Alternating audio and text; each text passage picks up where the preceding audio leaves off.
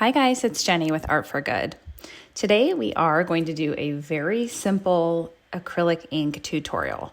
This is using only acrylic ink and water. So it is super easy. You don't have to spend a lot of money to create some pretty amazing art. So let's get started. So I'm just using water here out of a jar, and I'm going to put the water in a little bit of a U shape. So this is sort of the template of what will be where the ink will go once we drop it onto the canvas.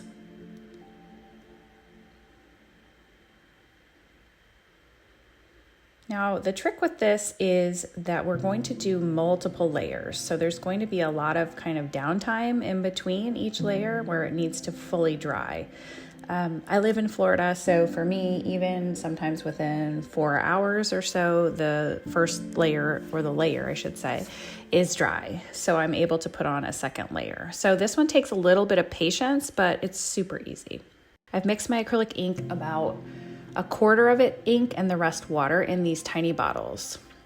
I'm using here a Liquitex acrylic ink, and this is in the color Prussian Blue Hue.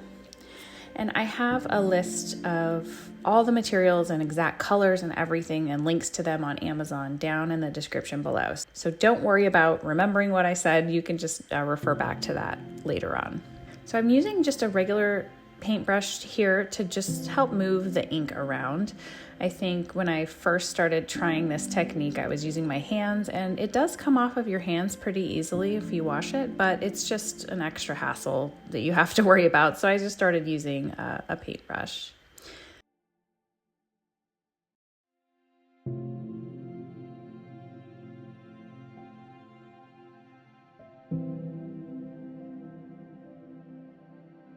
And I'm going in with a couple of layers just because I want to make sure I get enough pigment into those various pockets of the water that I put, because my goal is to create a little bit of a layered look effect. So like some striations where you can see where the ink has dried across the composition.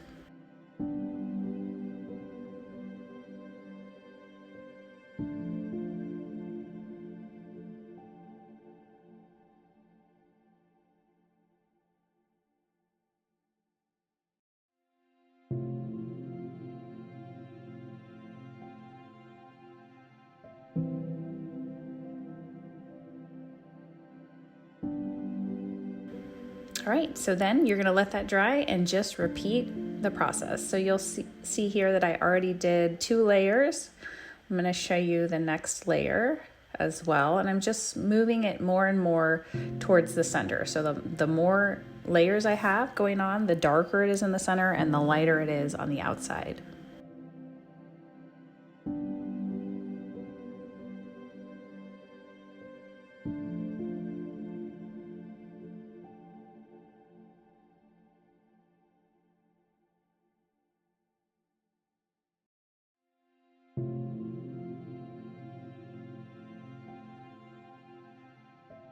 If you wanted to, you could also start to change the ratio of your mixture of your ink to add more pigment and less water as you go, so that it will become even more dramatically darker towards the center. For this video, I just used the same throughout, except at the very, very end, I did do that, added a little bit more pigment to my mixture.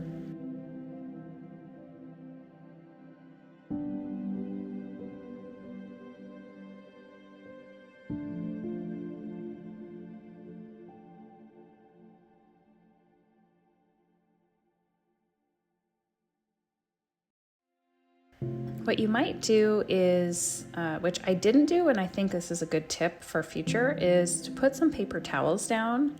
You'll see I'm kind of tilting the canvas around, and some of that ink is dripping off onto the table, which is fine. It just soaked back up into the back of my canvas, at least like the edges of the back afterwards. So if you want to kind of keep it looking nice and neat on the back, you might put some paper towels down, or you can do what I do when I do acrylic paint pouring, where I kind of use a small plastic cup on each corner to help elevate it off and have it drain. So now I'm going in with a different color. This is actually a different brand and it's a beige color because I wanted to add even more interest in the center here. So I'm going in with just water like usual and the same type of a ratio of the beige. And then I'm going to use my paintbrush to help kind of paint it around.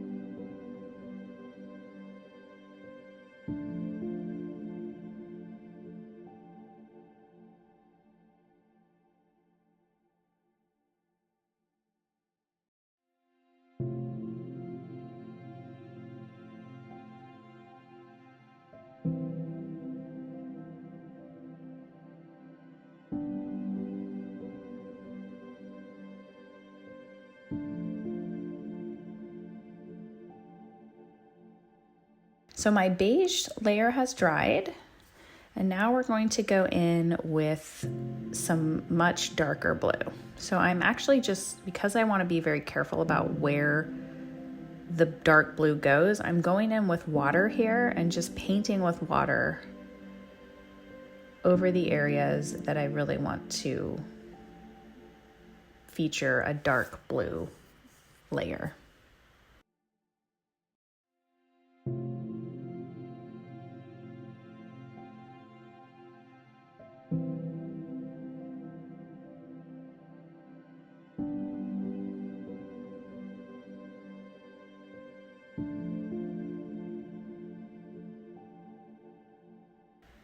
Another good tip is that this actually, if you get some on an area you didn't really want to or what have you, you can actually use a wet paper towel to pretty much remove the ink from that area. So that's a good way to, it's almost like an eraser. So you can actually correct any mistakes that you might experience.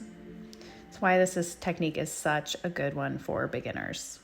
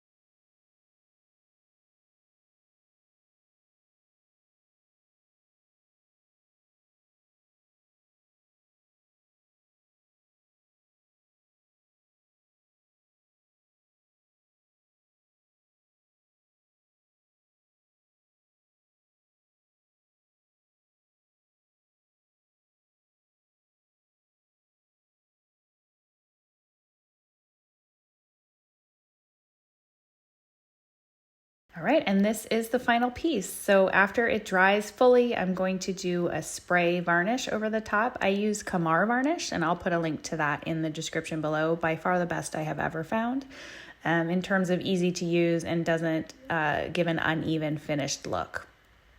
So let me know what you think in the comments. Let me know if you want to see any other types of these.